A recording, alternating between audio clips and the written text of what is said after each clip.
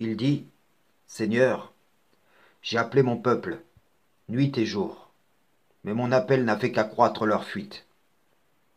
Et à chaque fois que je les ai appelés, pour que tu leur pardonnes, ils ont mis leurs doigts dans leurs oreilles, se sont enveloppés de leurs vêtements, se sont entêtés, et se sont montrés extrêmement orgueilleux. Ensuite, je les ai appelés ouvertement, puis je leur ai fait des proclamations publiques et des confidences en secret. Ce qui exprime ces versets au sujet de Noé et de son peuple, c'est ce qui se passe lorsque je vous appelle. Une personne m'a dit, pourquoi appelles-tu via le net? Eh bien, je réponds, j'appelle de là où la majorité des gens sont branchés. Puis Allah dirigera cet appel vers qui il voudra. La personne dit, les gens ont déjà les Écritures, nous n'avons pas besoin de ton appel.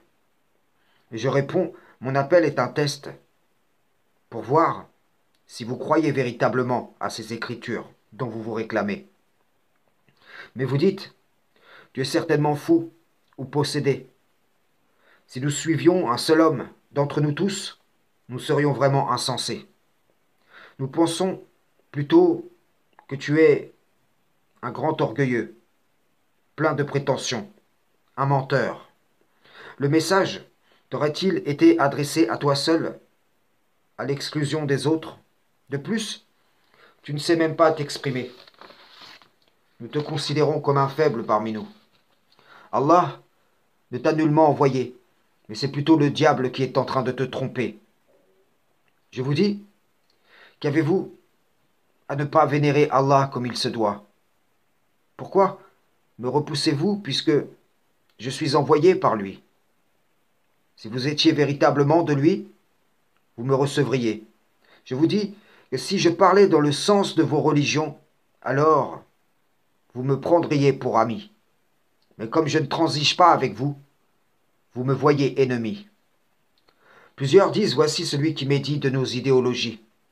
Et je leur ai répondu, vos idéologies sont le commandement de Jin Shaitan. Vous êtes sous la domination de Satan le banni.